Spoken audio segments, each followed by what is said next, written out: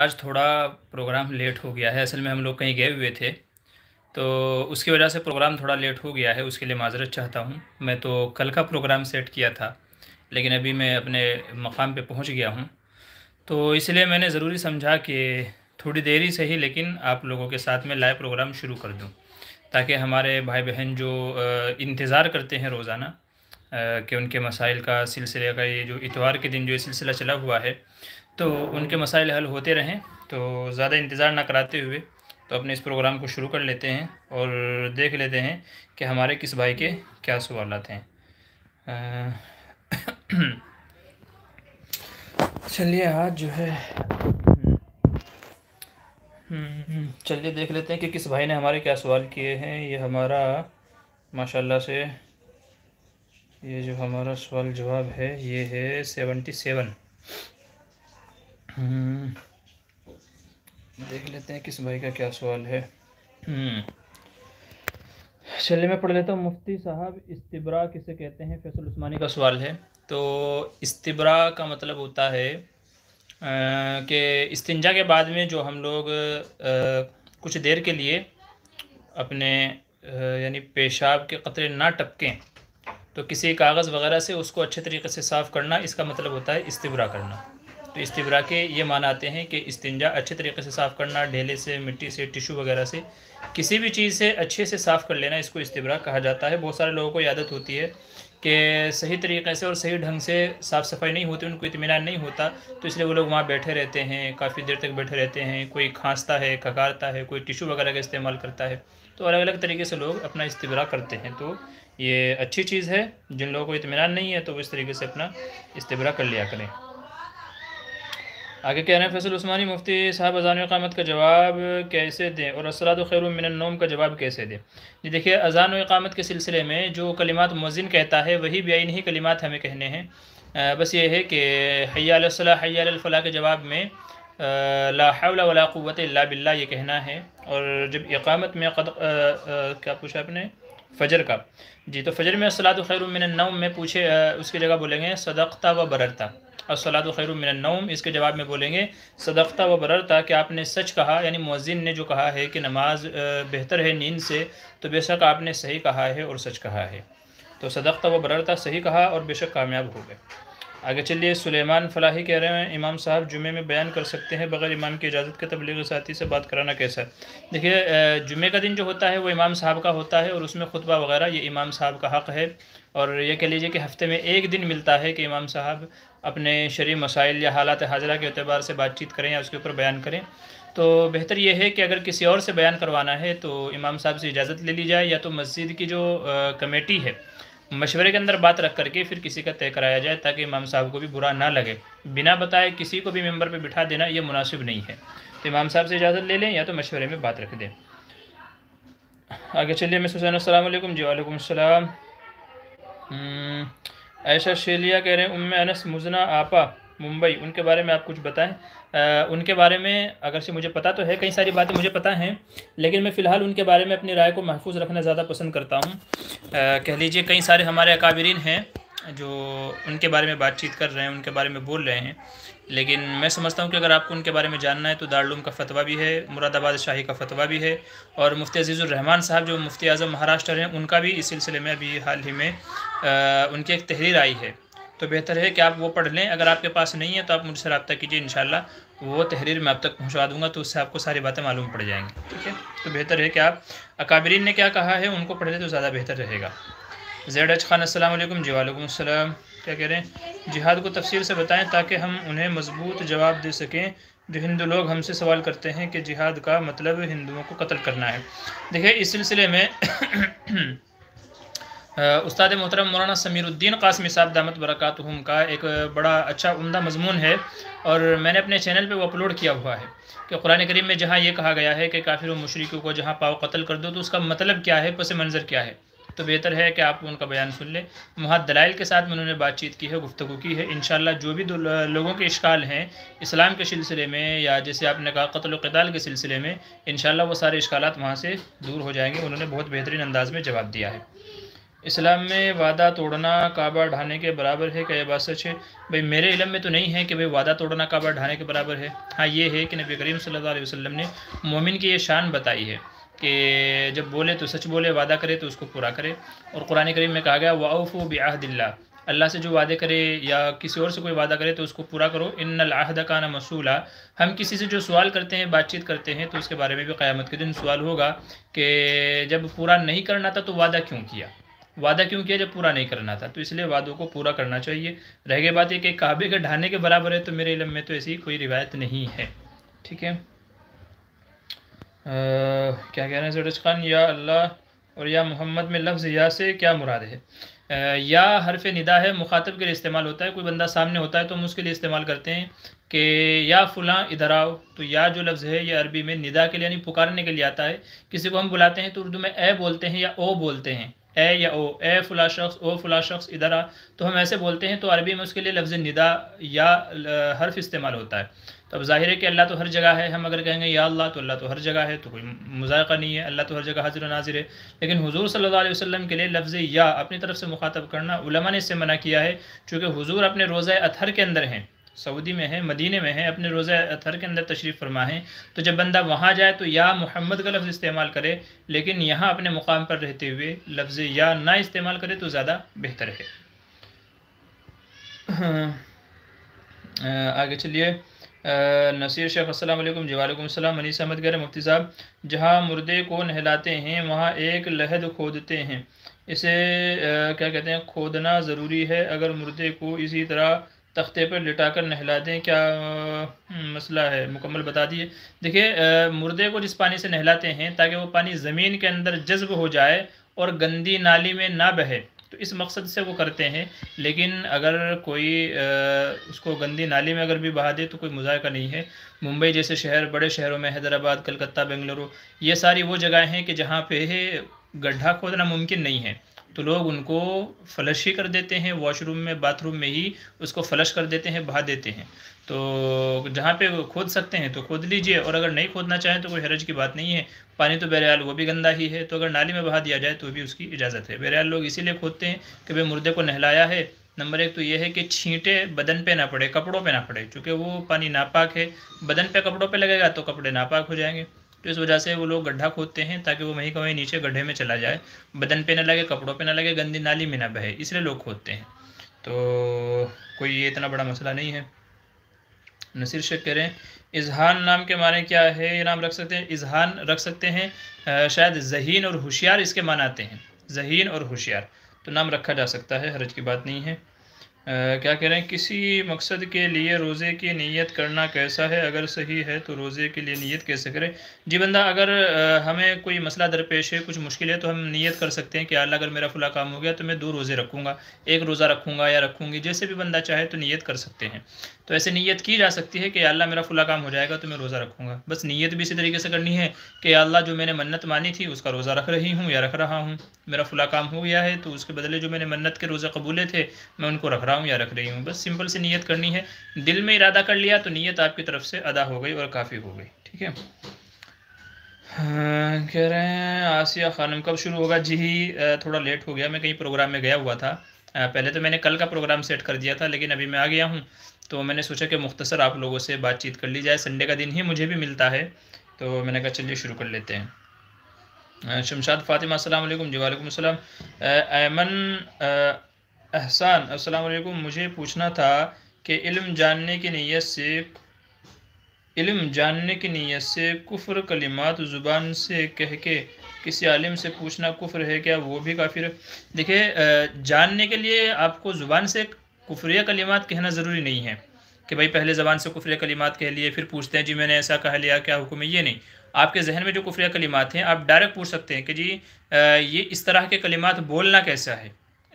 एक कहावत है कि नकल कुफ्र कुफ्र नबाशद, यानी कुफ्र या बात को अगर सिर्फ पूछने की नीयत से नकल करते हैं, देखिए बोलना होता है अलग, आपने कुफ्रिया कलिमात बोल दिए हैं तो उससे तो बंदा काफिर हो जाएगा। ठीक है। हाँ, अगर आप किसी से पूछने के टाइम पे वो अल्फाज बोलते हैं कि जी ये अल्फाज बोलना कैसा है, आप बोल नहीं रहे हो लेकिन बोल करके उनके बारे में पूछ रहे हो, तो फिर वो कुफ्रिया कलिमात कहने से बंदा काफिर नहीं होगा। हाँ, दिल से कुफ्रिया कलिमात बोलता है फिर जा कर के पूछता है जी मैंने ऐसे अल्फाज बोल दिए तो काफिर होगा कि नहीं होगा, तो फिर मसला बड़ा सख्त है। तो कुफ्रिया कलिमात ज़रूरी नहीं है कि पहले आप खुद कहें, बल्कि जिस वक्त पूछें उस वक्त पूछ लिया करें कि जी इस तरह के अल्फाज बोलना कैसा है। ये नहीं कि मैंने ये अल्फाज बोले हैं क्या हुक्म होगा, नहीं, बल्कि इस तरह के अल्फाज का क्या हुक्म है, इस तरीके से सवाल करना चाहिए। एमन एहसान और क्या कह रहे हैं, अस्सलाम वालेकुम, बग़ैर अक़ीदा और नीयत के कुफ्रिया कलिमात निकल जाए क्या वो भी काफिर हो जाता है? अगर दिल में इरादा नहीं था, नीयत कोई ऐसी नहीं थी, बस ऐसे ज़ुबान से निकल गए, तो अल्लाह ताला से तौबा व इस्तिग़फ़ार करे और आइंदा इस तरह के काम ना करे तो ज़्यादा बेहतर है। ठीक है, अल्लाह से तौबा इस्तिग़फ़ार करे। शमशाद फ़ातिमा कह रहे नमाज़ पढ़ते हुए क्या कह रहे सामने से बिल्ली गुजर जाए तो क्या नमाज़ होगी? जी हाँ, गुजर जाएगी तो हो जाएगी। बिल्ली के अगर हाथी भी गुजर जाएगा तो भी नमाज़ हो जाएगी। ठीक है, कोई मज़ाक़ की बात नहीं है। अली अकबर कह रहे हैं मैंने मुफ्ती तारिक मसूद साहब वीडियो देखी, उसने उसने किया कि जो कुरान में बिल्कुल वैसे लिखे हों उसका इनकार करना कुफ्र है, लेकिन प्रॉब्लम है ये कि हम कैसे पहचानें कि कुरान में वैसे लफ्ज़ में लिखा है। आप क्या करें भाई अली अकबर, मुझे समझ में नहीं आया है, दोबारा आप समझा दीजिए क्या आप मुझे पूछना चाह रहे हैं। ठीक है। ख़ान उशाड़ा अस्सलाम वालेकुम। जी वालेकुम सलाम। आसान फ़िक़ा क्या कह रहे हैं, तमाम देखने वालों से हमारे चैनल सब्सक्राइब करने की दरख्वास्त है। मुफ्ती साहब से उम्मीद है कि हमारे चैनल के बारे में मुख्तसर तारुफ़ करवा दें। जी ये आसान फ़िक़ा, ये मुफ्ती सुहेल क़ासिमी बढ़ा साहब हैं, गुजरात से ताल्लुक़ रखते हैं, हमारे अज़ीज़ दोस्त हैं और इनका चैनल है आसान फ़िक़ा के नाम से, जिसमें रोज़मर्रा हमारी ज़िंदगी में जो मसाइल पेश आते रहते हैं उनके हवाले से मुफ्ती साहब वीडियोज़ अपलोड करते रहते हैं। तो आप जो है जा कर के विज़िट कर लें और मुफ्ती साहब के चैनल को सब्सक्राइब कर लीजिए। ठीक है। हाँ सलाम, ये तो हो गया है। ठीक है। शमशाद फ़ातिमा कह मुफ्ती साहब आप औरत की नमाज का तरीक़ा सिखाए और कुरान को क्या कह रहे हैं क़िरात के साथ पढ़ना सिखाइए ऑनलाइन से। क़िरात के साथ पढ़ना, देखिए अगरचे मैंने जो है वो बाकायदा क़िरात का जो कोर्स है मैंने बाकायदा क़िरात नहीं किया है, तो इसलिए मेरी क़िरात उतनी उम्दा नहीं है, उतनी अच्छी नहीं है। बाकी ये है कि रूल रेगुलेशन तो मुझे सारे पता हैं, तजवीद के सारे उसूल ज़वाबित मुझे पता है अल्हम्दुलिल्लाह, लेकिन जितने बेहतरीन अंदाज़ में सिखानी चाहिए या कुर्रा हज़रात सिखाते हैं तो उतनी अच्छी आवाज़ मेरी नहीं है। इंशाअल्लाह मैं किसी बेहतर कारी से रब्ता करके उनके ज़रिए से एक प्रोग्राम तरतीब दे लेंगे 1 महीने या 2 महीने का, ताकि बेसिक जो रूल हैं वो मालूम हो जाए और क़िरात में किसी न किसी एतबार से मश्क हमारी हो जाए। तो इंशाअल्लाह मैं उसकी कोशिश करूँगा। रह गई बात ये कि औरतों के जो नमाज़ का तरीक़ा है, इंशाअल्लाह उसके ऊपर एक मुफस्सल वीडियो बना देंगे और उस मुफस्सल वीडियो में इंशाअल्लाह औरतों की नमाज़ का तरीक़ा बता दिया जाएगा। क्रेज़ क्या कह रहे हैं, क़ाला रसूलुल्लाह सल्लल्लाहु अलैहि वसल्लम वहुव यख़्तुबु इज़ा जाअ अहदुकुम वल इमाम यख़्तुबु औ क़द ख़रज फ़लयुसल्लि रकअतैन। अच्छा ठीक है भाई, हदीस तो है, इससे कौन इनकार कर रहा है? हदीस तो है, इससे तो कोई इनकार नहीं है, लेकिन आप क्या कहना चाह रहे हैं वो तो नहीं लिखा आपने, सिर्फ हदीस ज़िक्र कर दी है। मोहम्मद मुनीर कहना अस्सलाम वालेकुम रहमतुल्लाहि व बरकातुहू। औरत के लिए नमाज में चौथाई हिस्सा बाल खुल जाने से क्या नमाज जाती रहेगी? जी हाँ, नमाज जाती रहेगी। अगर नमाज मतलब बाल अगर उसके खुल गए हैं तो नमाज टूट जाएगी, और अगर नमाज शुरू करने से पहले ही खुले हुए थे, मतलब नमाज शुरू करने से पहले से ही बाल अगर खुले हुए थे, तो फिर नमाज ही शुरू नहीं होगी, फिर नमाज ही शुरू नहीं होगी। ठीक है। और अगर बीच में खुल जाते हैं तो नमाज टूट जाएगी, बालों को ढक करके दोबारा अदा करना ज़रूरी होगा। साने के मतलब क्या है? ये क्या बात हुई, साने का मतलब क्या है? ये तो आप बताएंगे तो मालूम। क्या क्या आपने लफ्ज़ लिखा है, वो लफ्ज़ मुझे समझ में नहीं आया। साना क्या लिखा है आपने? नूर सबा अस्सलाम वालेकुम मुफ्ती साहब, मेरा सवाल ये है कि अगर नाम का मीनिंग सही ना हो तो क्या नाम बदल कर रख सकते हैं? जी हाँ, रखा जा सकता है, कोई मुज़ायका नहीं है। आप अपने अगर माना उसके गलत हैं और बचपन में नाम रख दिया गया और अभी बड़े होकर के हमको समझ में आ रहा है कि जी इस नाम का मतलब तो सही नहीं है, तो आप नाम चेंज कर सकते हैं। अपने रिश्तेदारों में, दूसरी जगहों पे, सब जगह आप ऐलान कर दें कि भाई ये नाम हमने बदल लिया है, तो अब आप अब कोई पुराने नाम से ना पुकारे, बल्कि नया नाम ये तजवीज़ किया गया है तो इस नाम से पुकारे, तो कोई मुज़ायका नहीं है।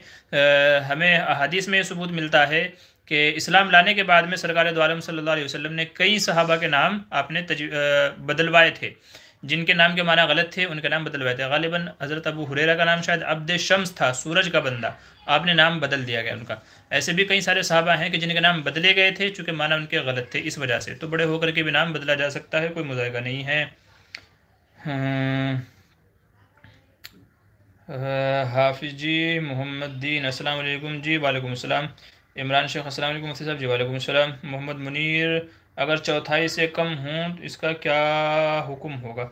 मेरे ख़्याल से नमाज़ तो जब भी टूट जानी चाहिए, बाकी मुझे देखना पड़ेगा। जहाँ तक मेरा इल्म है, जहाँ तक मुझे याद पड़ रहा है, जहन में तो नहीं है लेकिन याद यही पड़ रहा है कि अगर औरत के बाल खुल गए, अगर 2 बाल भी खुल गए तो शायद तब भी उसकी नमाज़ टूट जानी चाहिए, ऐसा मुझे याद पड़ रहा है। बाकी इंशाल्लाह मैं बाद में देख के बताऊँगा, ठीक है? यकीनी हुक्म बाद में देख के बताऊँगा इंशाल्लाह। MS हुसैन सल्लल्लाहु अलैहि वसल्लम जी, सल्लल्लाहु अलैहि वसल्लम। शमशाद फातिमा कह रहे हैं बाल अंदर से खुले हों और पूरा हिस्सा छुपा हुआ हो तो नमाज हो जाएगी? जी हाँ, देखिए बालों का बांधना ज़रूरी नहीं है। असल ये है कि जिस वक्त आप नमाज़ पढ़ रहे हों तो चादर या दुपट्टे में आपके पूरे बाल ढके हुए हों, भले ही अंदर से खुले हुए हैं, चोटी नहीं बांधी है, किसी और चीज़ से नहीं बांधा हुआ है, तो कोई हरज की बात नहीं है। बाल ऐसे ही खुले हुए हैं, कोई हरज की बात नहीं है। कपड़े में से दिखने नहीं चाहिए, कपड़े से बाहर नहीं होने चाहिए, बल्कि आपने जो स्कार्फ पहना हुआ है, आपने जो दुपट्टा उड़ा हुआ है, जो भी कुछ उड़ा हुआ है उसके अंदर ही अंदर रहने चाहिए। अब वो चाहे खुले हुए हों चाहे चोटी बांधी हुई हो, ठीक है? तो अंदर से खुले हों बंद हो उससे कोई फ़र्क नहीं पड़ेगा, बस दिखने नहीं चाहिए। चलिए, अब तक के जो लोगों ने सवालात पूछे थे उनमें से तकरीबन सबका जवाब हो गया है। ये क्या करेंगे? मन सल्ला सलातन लम युक़रा फ़ीहा बिउम्मिल क़ुरान फ़हिया ख़िदाजुन सलासन गैरु तमामिन फ़क़ील लियबी इन्ना नकूनु वराअल इमाम फ़क़ाला इक़रा बिहा फ़ी नफ़्सिका। मन सल्ला सलातन लम युक़रा बिउम्मिल क़ुरान फ़हिया ख़िदाजुन सलासन। अच्छा, आप जो है मुझे लगता है गैर मुक़ल्लिद हैं आप। आपने अपनी जो है वो 1.5 ईंट की मस्जिद बनाई हुई है। ये अपना क्रेज़ भाई जो भी हैं हमारे, नाम तो इन्होंने क्रेज़ रखा हुआ है।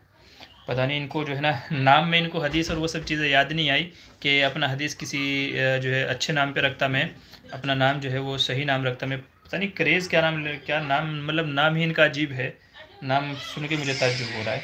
और ये अहादीस की बात कर रहे हैं, तो लगता है बहरहाल आपने भी 1.5 ईंट की मस्जिद बनाई हुई है। खैर बहरहाल देखिए हदीस जो है पूरी वो सही मुस्लिम के अंदर मौजूद है। यहाँ बिउम्मिल कुरान, यहाँ लफ्ज़ ये है, सही मुस्लिम के अंदर रिवायत में ये भी है कि फ़साइदन का मतलब ये है जो सूरह फातिहा और उसके साथ में कुछ मज़ीद ना पढ़े तो उसकी नमाज़ नहीं होगी। तो मसला यही है कि आप लोग अपने मतलब की हदीस नकल कर देते हैं, पूरी हदीस नकल नहीं करते, ये आपके अंदर ख़यानत कूट कूट के भरी हुई है। तो आप अपने मतलब की बात नकल करते हैं और जहाँ आपका मतलब टूटता हुआ नज़र आता है उसे आप छोड़ देते हैं। सही मुस्लिम की रिवायत है, पूरी रिवायत है, रावी भी यही है। आप हदीस उठा करके देख ले, नहीं मिलती है तो मुझे भेजिएगा, इंशाल्लाह मैं आपको बताऊँगा, मैं आपको भेजूँगा। वहाँ पर यह है कि जो सूरह फातिहा फ़साइदन और उसके साथ में मज़ीद ना पढ़े तो उसकी नमाज़ नहीं होगी। और ये ज़ाहिर है, ये आप लोग भी मानते हैं कि सिर्फ़ सूरह फातिहा है, सूरह फातिहा के अलावा और क़िरात नहीं होगी।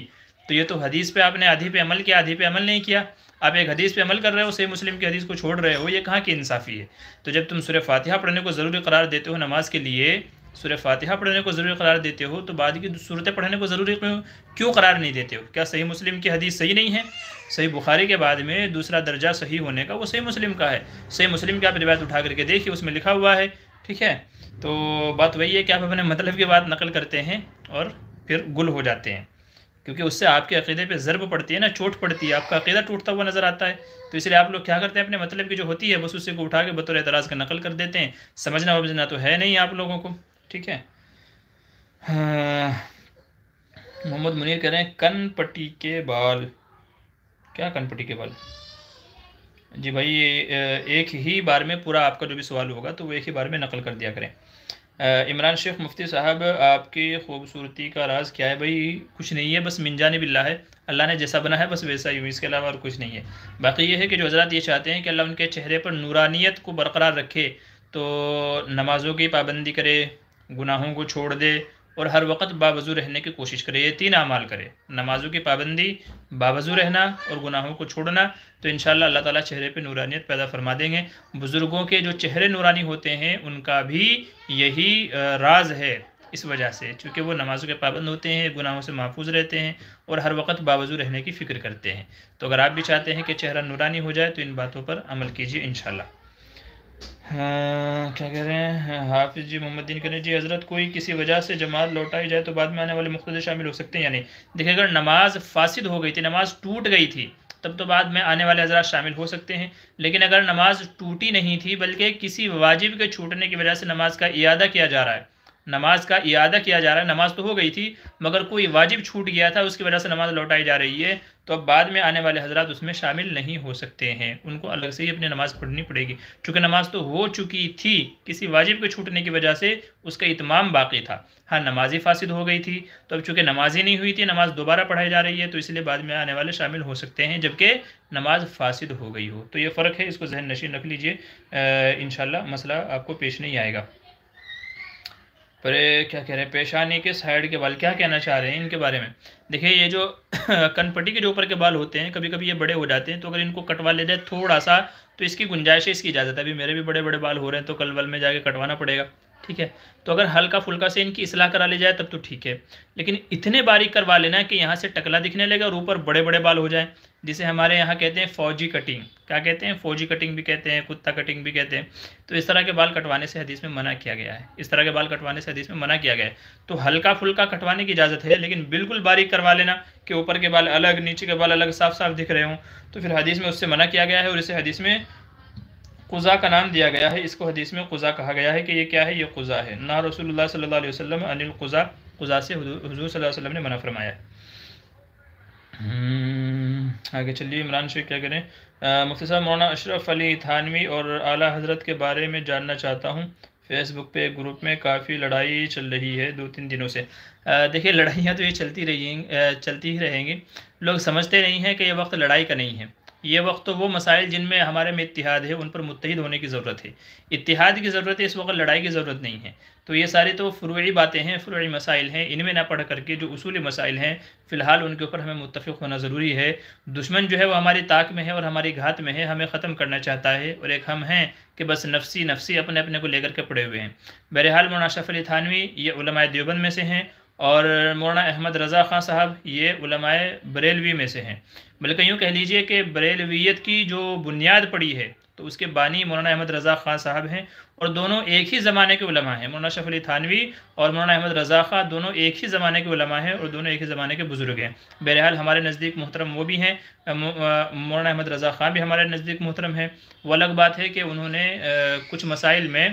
कुछ मसाइल में जमहूर से हट करके मसाइल को बयान किया है। आप फतावा रज़विया पढ़ लीजिए, ग़ालिबन 22 या 24 जिल्दों में है, कई जिल्दों में है, बहुत सारी किताबें लिखी हैं मौलाना अहमद रज़ा ख़ान साहब ने, लेकिन कुछ मसाइल में वो जमहूर उम्मत से हट गए हैं, जमहूर उम्मत से हट गए हैं। इसीलिए उलमाए देवबंद अलग एक मसलक की शक्ल में आज हमारे सामने मौजूद है, और बरेलवियत इस वक्त हमारे सामने अलग मसलक और मशरब की शक्ल में हमारे सामने मौजूद है। आपस में कुछ गलत फहमियाँ हैं, और उन्हीं गलत फहमियों की बुनियाद पर लोग लड़ते हैं, उन्हीं गलत फहमियों की बुनियाद पर लड़ते हैं। हालांकि वो सिर्फ गलत फहमी है, हकीकत का उनसे ताल्लुक़ नहीं है। जो बातें अब तक की कही गई है, जी ये गलत बोला, ये बोला, उन सब के जवाब दिए जा चुके हैं, लेकिन मसला वही है कि लोग जवाबों से मुतमिन नहीं होते हैं, बल्कि बस उनको तो अपना लड़ना होता है ना, तो बस इसलिए वो लड़ते हैं। तो इसलिए लड़ाई वड़ाई छोड़ के भाई अभी इस वक्त इत्तिहाद की ज़रूरत है, तो उम्मत में इत्तिहाद का मुज़ाहरा करें, इत्तिहाद की ज़रूरत है। ये मसले बाद में लड़ते रहना एक वक्त पड़ा है, लंबा पड़ा है, ठीक है। वो उलमा तो आज तक नहीं लड़े, जिनके लिए आप लड़ रहे हो, जिनके नाम पे आप लड़ रहे हो, वो कभी नहीं लड़े हैं।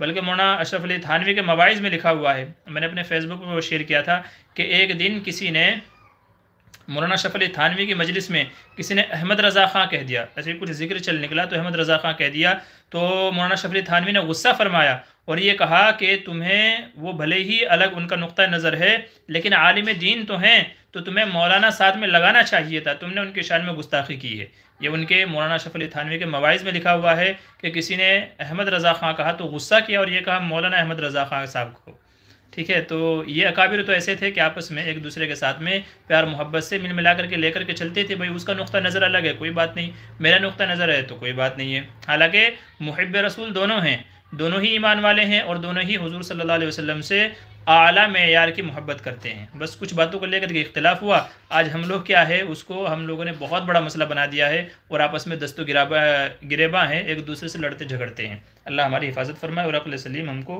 अता फरमाए। क्या कह रहे हैं आगे? सद्दाम खान अस्सलाम वालेकुम जी, कब्रिस्तान से एलोवेरा तोड़ सकते हैं क्या? देखिए, अगर बाकायदा तौर पर उसकी काश्त की गई है, एलोवेरा जो है अगर उसकी काश्त की गई है तो फिर तो बगैर इजाज़त के दुरुस्त नहीं है। और अगर ऐसे ही उगा गया है, जैसे झाड़ झंकाड़ बहुत सारे पैदा हो जाते हैं कब्रिस्तानों में, तो अगर ऐसे ही वो उगाया है तो फिर उसकी गुंजाइश होगी, चूँकि लोग उसको कई सारी बीमारियों में या चेहरे की खूबसूरती में उसको इस्तेमाल करते हैं, तो फिर इजाज़त होगी। यासिन सैयद अस्सलाम वालेकुम, मुफ्ती साहब कैसे हैं जी? अल्लाह का एहसान है। मोहम्मद मुनीर कह रहे हैं, मुफ्ती साहब मेरा सवाल है कि औरत के पेशानी के साइड के बाल नमाज में नज़र आए तो उस पर क्या हुक्म है? देखिए, मसला वही है कि बाल अगर औरत के नमाज में दिख जाएं, वो चाहे यहाँ के हों, वो चाहे पीछे के हों, या वो किसी भी हिस्से के हों, बाल कहीं के भी हों, अगर औरत के नमाज में दिख जाएंगे, औरत को चाहिए कि अपना पूरा ये कवर करके, यहाँ तक के कानों तक के पूरा कवर करके दुपट्टे वगैरह से, तब जा कर के वो नमाज़ पढ़े। बाल कहीं के भी हों, ठीक है, अगर दिख गए तो फिर नमाज उसकी टूट जाएगी। मोहम्मद मुनीर कह रहे हैं, माफ़ कीजिए, ये एक ही बात मसला ना पूछे पर क्या कह रहे हैं आप मुनीर भाई? मुफ्ती साहब दोनों में कौन उम्र में बड़े थे? भाई ये तो मुझे भी नहीं पता है कि मौलाना अशरफ अली थानवी और मौलाना अहमद रज़ा ख़ान में बड़ा कौन था, ये तो मुझे भी इल्म नहीं, ये देखना पड़ेगा। क्या कह रहे हैं मौलाना? हमारे मुफ्ती सुहेल साहब कह रहे हैं चौथाई से कम में नमाज फासिद नहीं होगी। अच्छा जी, ठीक है, शुक्रिया इस्लाह करने के लिए। तो भाई अगर औरत के चौथाई कम से मकदार बाल दिख गए हैं तो फिर नमाज फासिद नहीं होगी, ऐसा हमारे मुफ्ती सुहेल कासमी साहब कह रहे हैं। जी, शुक्रिया इस्लाह के लिए। मेरे जहन में जो था मैंने जिक्र कर दिया था। इमरान शेख कह रहे हैं, मैंने यही समझा कि हम इसलिए हम पीछे हैं। एम एस हुसैन करें, मुफ्ती साहब अहमद रज़ा ख़ान से पहले के देवबंदी बरेलवी एक थे, कुछ रोशनी डाले। भाई मैंने अर्ज़ किया आपके सामने कि देवबंदियत मौलाना अहमद रज़ा ख़ान से पहले थी ही नहीं। बरेलवियत जो है वो मौलाना अहमद रज़ा ख़ान से पहले थे ही नहीं, बल्कि जिन लोगों ने मौलाना अहमद रज़ा ख़ान के नुक्ता नज़र को, उनके मौक़िफ़ को कबूल किया, वो हज़रात बरेलवी कहलाए। चूँकि मौलाना अहमद रज़ा ख़ान बरेली से ताल्लुक़ रखते थे, जो दिल्ली के करीब में है, तो बरेली से ताल्लुक़ रखते थे, तो उसकी तरफ निस्बत करते हुए उनको बरेलवी कहा जाता है। और जो लोग देवबंद से ताल्लुक़ रखते हैं उनको देवबंदी कहा जाता है। तो बरेलवियत का इससे पहले वजूद था ही नहीं, बल्कि इससे पहले जो भी थे, वो चाहे हनफी, शाफ़ी, हम्बली, देवबंदी जो भी थे, सबको अहलुस सुन्नती वल जमात कहा जाता था। ठीक है, सबको अहलुस सुन्नती वल जमात कहा जाता था। फिर ये हुआ कि मौलाना अहमद रज़ा ख़ान ने अलग मौक़िफ़ इख्तियार किया, तो उनके मानने वालों को बरेलवी कहा जाने लगा, और जिन्होंने उनका मौक़िफ़ कबूल नहीं किया, उनके अलावा लोगों को देवबंदी कहा जाने लगा। बस ये है। हाँ, आगे चलिए, और कौन है? मुफ्ती उमर शादी वसलम कैसे जी? अल्लाह के साने। मेरी LBC भी ख़त्म हुई है। अच्छा जी, मुफ्ती उमर इशाअती, जी शुक्रिया, जज़ाकल्लाह हमारे चैनल पे हाज़िर होने के लिए। और मैं आपसे माज़रत चाहता हूँ, आपने मुझे एक काम सौंपा हुआ है जो अभी तक कि मैं आपका नहीं कर पाया हूँ। मसरूफ़ियात की बिना पे आप बाद में याद दिलाते नहीं हैं और मैं भूल जाता हूँ, भुलक्कड़ हूँ, तो उसके लिए माज़रत चाहता हूँ। आप मुझे बाद में याद दिला दीजिएगा, इंशाल्लाह मैं कोशिश करूँगा कि आपका काम हो जाए। सद्दाम खान कह रहे हैं, जी आप कहाँ से हज़रत? जी भाई मैं फ़िलहाल तो मुंबई में रहता हूँ। वैसे ताल्लुक़ मेरा सहारनपुर से है। बुज़ुर्गों का जो शहर है सहारनपुर, वहाँ से मेरा ताल्लुक़ है। और मैं रहता हूँ फ़िलहाल तकरीबन 6-7 सालों से मैं मुंबई में रहता हूँ। मेरा क़याम व ताम सब कुछ यहीं पे है। रहना बहना, उठना बैठना, मदरसा मस्जिद सब कुछ मेरी यहीं मुंबई में है। मोहम्मद मुनीर कह रहे हैं, हम माफ़ी चाहते हैं कि ये ही बात पर मसला ना पूछते हैं। जी देखिए, ये हमारा जो प्रोग्राम है वो इसीलिए है कि जिसके जहन में जो सवाल हैं, रोज़मर्रा की ज़िंदगी में हमारे जो मसाइल पेश आते हैं, तो आप उनको पूछिए। बेहतर है कि इस तरह के जो मसाइल हैं, इख्तलाफी मसाइल हैं, या जिनसे उम्मत में फ़िरक़ाबंदी होती है, तो उस तरह के मसाइल ना पूछे तो ज़्यादा अच्छा है। चूँकि नमाज़ का जो तरीक़ा उनके यहाँ है वही हमारे यहाँ है, कुरान पढ़ने का जो तरीक़ा उनके यहाँ है वही हमारे यहाँ। तो जो हमारी ज़िंदगी में इस तरह के मसाइल पेश आते हैं हलाल व हराम से मुताल्लिक़, तो उनको पूछें तो ज़्यादा बेहतर है। बाकी इख्तिलाफ़ तो करने वाले बहुत लोग हैं ही आजकल, हमें बांटना चाह रहे हैं और काटना चाह रहे हैं हमें। क्रेज़ कह रहे हैं, मुक़ल्लिद का मतलब जाहिल है, तो गैर मुक़ल्लिद का मतलब गैर जाहिल हो गया, यानी गैर मुक़ल्लिद जाहिल नहीं, तो अपने आप को मुक़ल्लिद बोलकर यानी जाहिल क्यों बोलते हो? वैसे मुक़ल्लिद का मतलब आपने जाहिल बोला है, तो मुझे आपकी कम इल्मी पर अफसोस हो रहा है। यहाँ पर भी इन लोगों ने क्या किया है कि मुक़ल्लिद की तारीफ़ इन्होंने एक दो जगह से उठाई और उसी के एतबार से पूरी दुनिया में उसको शाया कर दी कि मुक़ल्लिद जाहिल को कहते हैं, मुक़ल्लिद जाहिल को कहते हैं। भाई हम जाहिल मुक़ल्लिद नहीं हैं, हम अल्हम्दुलिल्लाह पढ़े लिखे मुक़ल्लिद हैं, ठीक है। और अल्हम्दुलिल्लाह आपसे ज़्यादा पढ़े लिखे हम मुक़ल्लिद हैं। तो जब एक आपके जैसा अंगूठा छाप अपने आप को अहले इल्म में शुमार कर सकता है और गैर जाहिल अपने आप को कह सकता है, तो अल्हम्दुलिल्लाह हमने तो आलिम कोर्स किया है 8 साल का, और 15 साल लगे हैं मेरी मदरसे की पढ़ाई में, पूरी हिफ्ज़ से लेकर के आलिम कोर्स तक के, मुफ्ती बनने तक के, तो 15 साल लगे हैं मेरे। तो अल्हम्दुलिल्लाह हम कह लीजिए जाहिल मुक़ल्लिद नहीं हैं, हम आलिम मुक़ल्लिद हैं, हमें पता है क्या चीज़ कैसे है। तो इसलिए ये ख़ाम ख़याल अपने दिमाग में से निकाल दीजिए। कभी इंशाअल्लाह सामना होगा, फ़ेस टू फ़ेस बैठेंगे तब मालूम पड़ेगा कि जाहिल कौन है और गैर जाहिल कौन है। तो ये खामखा की जो आप कह रहे हैं ना दिमाग से खेलने की जो कोशिश कर रहे हैं, तो मेरे साथ ना खेलें तो ज़्यादा अच्छा है। आगे चलिए। मैं हुसैन, क्रेज़ आप गलत जगह आ गए हैं। ये जो है ना, ये क्रेज़ जो भी है मुझे पता नहीं है, वैसे इनकी आईडी मैं चेक करवाऊंगा कि ये बंदा है कौन, कहाँ से ताल्लुक़ रखता है। एक दो और उलमा ने मुझे बताया है कि ये उनके चैनल पे भी जाके जो है मतलब इसी तरह के इख्तलाफी बातें छेड़ता है, और कहते हैं ना आपस में जो इंतशार की बातें हैं, ये बंदा वही बातें छेड़ता है। और 2-3 लोगों ने मुझसे पूछा है कि जी मैंने आपका लाइव चैनल देखा तो उसमें क्रेज़ की आईडी से किसी ने आईडी बनाई हुई है और वो परेशान करता है। यहाँ तक कि फिर उन लोगों ने मुझे बताया है कि ये बंदा बाद में दूसरे लोगों को दावत देता है और ये कहता है इसके बयान मत सुनो, इसके यहाँ हाजिर मत हो, ये गलत बोलते हैं, यूँ करते हैं, मतलब ये बंदा दूसरों को बहकाने की कोशिश करता है। ये क्रेज़ जो है, मैंने अब तक इसको बस ऐसे इग्नोर किया है। ठीक है यार, जान दो ना, अपना काम वो नहीं है कि किसी में आग भड़काओ, नफरत फैलाओ या इख्तलाफी बातें करो, अपना मिजाज वो नहीं है। लेकिन अब मुझे लगता है कि मुझे इसकी आईडी चेक करनी पड़ेगी और इसका पता निकलवाना पड़ेगा कि ये बंदा है कौन, जो हर एक के चैनल पे जाकर के जो है वो क्या कहते हैं, शोशे छोड़ता रहता है, शोशे छोड़ता है और भाग जाता है। तो इसका काम यही है। खैर बहरहाल ऐसे लोगों को माजूर समझ करके माफ़ कर देना चाहिए। तो भाई हमने आपको माफ़ किया, ठीक है। इमरान खान कह रहे हैं एक शख्स का मसला है, उन्होंने 500 का जूता लिया और अपने मामू को 1100 का बताया, तो मामू ने 1100 रुपये उनको दे दिया और कहा कि तुम जो जूता लाए हो मेरी तरफ से रख लो। देखिए दो बातें हैं, एक तो बंदा को ये बोले कि 500 का लेकर के बोले मैंने 1100 का लिया, तो ये तो झूठ हो जाएगा। और अगर आप ये बोलो कि जी 1100 में मैं आपको दूंगा, अब मुझे चाहे 200 में पड़ा चाहे 500 में पड़ा, उससे मतलब नहीं है, लेकिन आपके लिए 1100 में है, वो बंदा बोले ठीक है भाई 1100 रुपये ले लो, ठीक है 1100 रुपये ले लो, तो इसमें झूठ नहीं है, ये सच है, ये सही है। और ऐसा ही करना भी चाहिए। लोग क्या करते हैं, अमूमन 500 की चीज़ को बोलते हैं कि 1000 में ली है, 1200 में ली है, तो ये झूठ हो जाता है। तो झूठ से बचना चाहिए, झूठ नहीं बोलना चाहिए। आप ये बोलो भाई आपको लेनी है तो मैं 1100 में बेचूंगा। तो बहरहाल अगर बात इसी तरीके से, सही तरीके से आपने बोला है कि जी 1100 में है और उन्होंने 1100 भी दिए और जूते भी दे दिए, तो नूरुन अला नूर है, मज़े आ गए भाई।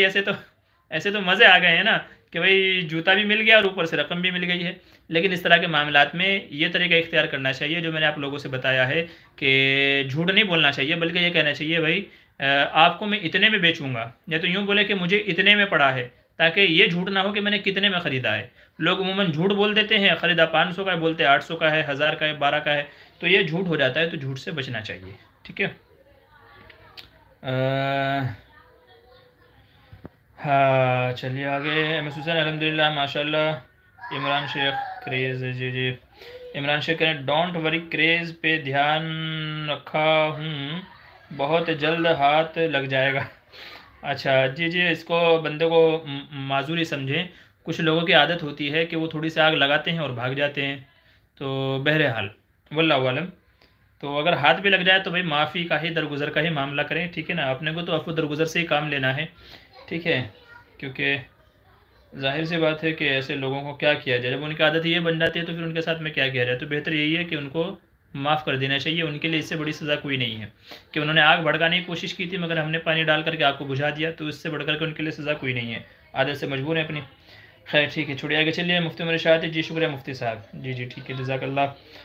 एम एस हुसैन कह रहे हैं प्राइस ज़्यादा बताया तो मामू गुस्सा होकर दोनों से दिए, जैसे दुकानदार बोलता है फ्री में ले जाओ। अच्छा तो जाहिर है यार, तुम मतलब उसका डबल का भी तुम उससे ज़्यादा बताओगे, 500 का लेके 1100 का बताओगे तो 600 का नफ़ा, तो 600 रुपये नफ़ा तो दुकानदार ने नहीं लिया होगा और आप बिना किसी उसके 600 का नफ़ा ले रहे हो। बहरहाल मैंने वही अर्ज़ किया कि ये तरीका मुनासिब नहीं है, बल्कि सच बोलना चाहिए कि अगर आपको लेना है तो इतने में है। अब वो उनकी मर्ज़ी है, वो ले नहीं ले में, ठीक है। बहरहाल बेहतर यही था कि अगर उन्होंने गुस्से में दिए हैं तो फिर आप पैसा वापस कर दो, फिर आपको नहीं रखना चाहिए। अगर गुस्से में दिया है, हाँ प्यार मोहब्बत में दिया है, फिर तो कोई हर्ज की बात नहीं है। अच्छा चलिए, कितना 35 मिनट का हमारा प्रोग्राम हो गया है, ठीक है। तो चलिए अभी इजाज़त दीजिए, इंशाल्लाह फिर आप लोगों से मुलाकात होगी किसी और मसले को लेकर के, ठीक है। तब तक के लिए खुदा हाफिज़। क्या कह रहे हैं जी, ख्वाब में मेरे हुए आए तो इसे क्या मतलब? देखिए, ख्वाब में अगर कोई मरा हुआ बंदा आता है तो ये देखा जाए कि उसने क्या किया है, अच्छी हालत में है, बुरी हालत में है, पूरा ख्वाब बयान किया जाता है, तब जाकर के वो मसला बताया जाता है कि भाई इस ख्वाब का मतलब क्या है।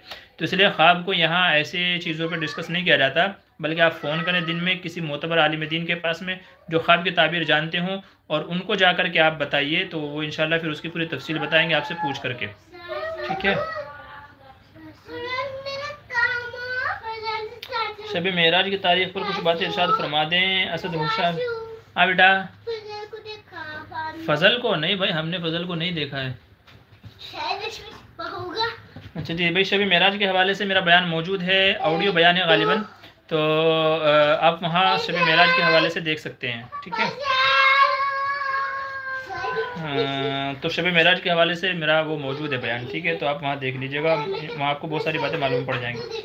इमरान शकीर मुफ्ती साहब, कुछ है रिश्तेदार मुंबई और दिल्ली साइबर क्राइम ब्रांच में है, उनको बता रखा हूँ, जिस दिन गलत पकड़ा गया उस दिन गया क्रेज़। भाई देखिए, पुलिस में तो पहचान अल्हम्दुलिल्लाह मेरी भी है, CBI के कई सारे बंदे हैं जिनसे मेरी जान पहचान है, और उन्होंने बोला भाई मुफ्ती साहब के भी कुछ हमारे लायक काम रहे तो बताइएगा ज़रूर। लेकिन बात वही है कि यार, अगर अपना भाई भी है तो छोड़ो ना, बात वही है कि भाई अफ़्व दरगुज़र और माफ़ी सबसे बेहतरीन ज़रिया है, तो इसलिए हमने छोड़ रखा है। ठीक है, कोई मसला नहीं है। हर ख्वाब के बारे में नहीं पूछना चाहिए। ठीक है, तो हर ख्वाब के बारे में नहीं पूछना चाहिए, जिसमें आपको लगता है कि ये थोड़ा सा यूनिक है, थोड़ा सा अलग है, तो उस ख्वाब के बारे में पूछना चाहिए। बहरहाल हमारे घर के बच्चे लोग वो जो है आवाज़ कर रहे हैं, तो इसलिए आप लोग भी सीधे सुन नहीं पाएंगे, तो मैं अपना प्रोग्राम यहीं पर मुकम्मल करता हूँ। इंशाल्लाह फिर आप लोगों से मुलाकात होगी, तब तक के लिए खुदा हाफिज़। अस्सलाम वालेकुम वरहमतुल्लाह।